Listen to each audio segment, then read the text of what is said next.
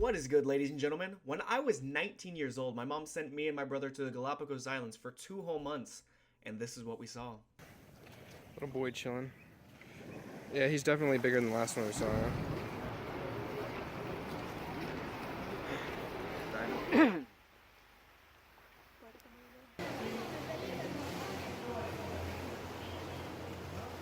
Now, for those of you that don't know, the Galapagos Islands are a chain of islands 500 miles off the coast of Ecuador. Now, it takes about 10.5 hours to fly from California to Ecuador and another 2 to reach the island. But once you make it, honestly, you think you've been teleported into paradise.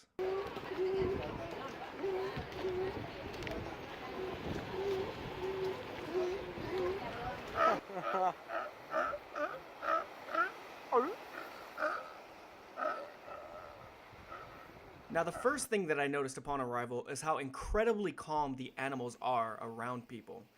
Now, that is likely due to the fact that they've been protected by the state and federal government since 1936.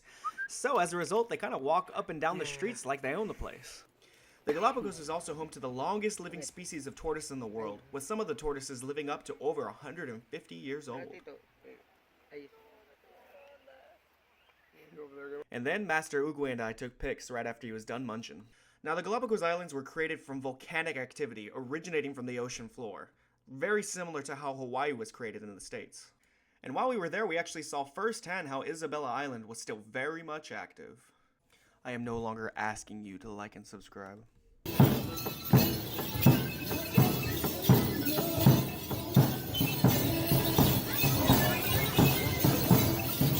Soon after we had spent enough time on the first island, Isla Santa Cruz, we decided to go visit Isla San Cristobal.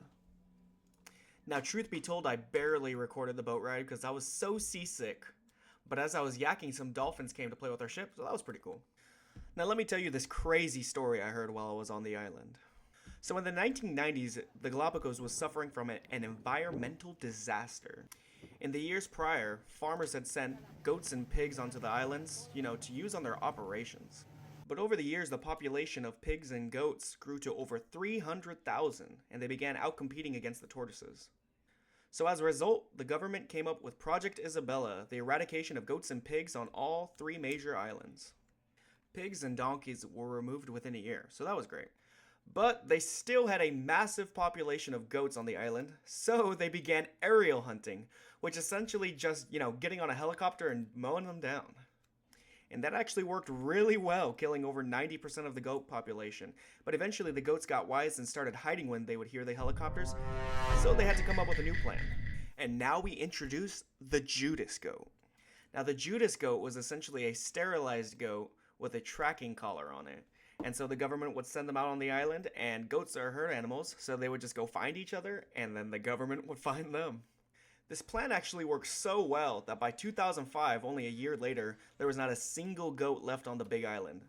And now the environment was back to how it originally was. Plus, there was a lot of media going around. One thing to note, while the islands are incredibly safe, the most dangerous thing on the island are actually the sea lions, especially in the water. Now, in my experience, I was actually swimming with the sea lions, and they're actually pretty chill. For the most part, they're more curious about people as opposed to, aggressive. But if you do start messing with them, they have massive, massive teeth.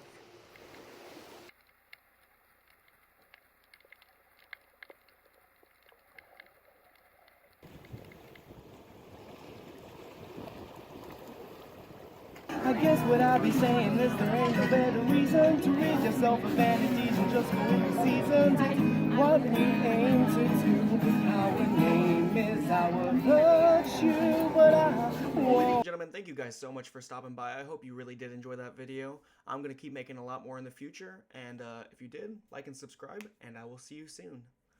Bye-bye.